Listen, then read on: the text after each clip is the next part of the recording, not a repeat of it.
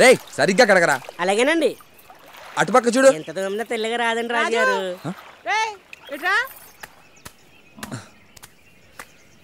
రాజు అత్త, నేను న్యూయార్క్ లో ఉన్న పెద్దలతో మాట్లాడాను. ఆయన అన్ని అరేంజ్మెంట్స్ చేస్తా అన్నారు. నువ్వేం చేయక్కర్లా. ఆ పేపర్స్ ఇరా తమ్ముడు, ఇవి ఫిల్ చేసి పంపిస్తే చాలు. 2 నెలల్లో నువ్వు అమెరికాలో ఉంటావు. అత్త నాకు అమెరికా వెళ్ళాలని లేదు. నేను చక్కగా ఇక్కడే ఉండి డైరీ ఫామ్ పెట్టాలనుకుంటున్నాను. నీకు వెళ్ళాలని లేదని నాకు తెలుసు, కానీ ఇక్కడుండి బర్రెలు కాసుకునే వాడికిచ్చి బేబీని పెంచడం నాకు ఇష్టం లేదు. ఏదో మా తమ్ముడికి ఇచ్చిన మాట కోసం ఒప్పుకుంటున్నా. నా 2 కూతుళ్ళు అమెరికాలో ఉన్నారు. నా 3వ కూతురు కూడా అమెరికాలోనే ఉండాలి. కాదు కూడదు అని ఇక్కడే ఉన్నావనుకో, ఇదిగో ఇలా కాని పనులు చేసి 50 ఎకరాల పొలాన్ని 5 ఎకరాలు చేశాడు మీ నాన్న. ఆ మిగిలింది నువ్వు తగలేయాలి.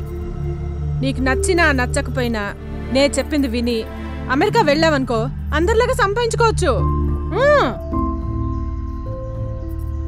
తమ్ముడు, ఇక నేను బయలుదేరతా. చాలా పనులున్నాయి. హలో, అప్పు తీర్చమని ఎన్నిసార్లు చెప్పాలరా మీకు?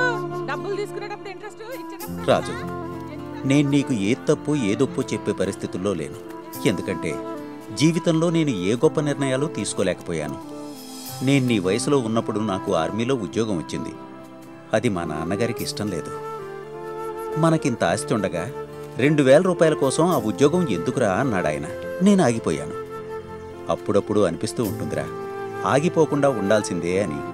అది 2000 రూపాయల కోసం కాదు, ఇష్టపడ్డ పనిని చేశామన్న సంతృప్తి కోసం. ఇదంతా నీకెందుకు చెప్పాను అంటే, ఎంతమంది ఎన్ని చెప్పినా నిర్ణయం తీసుకోవాల్సింది నువ్వు. ఆలోచించుకో.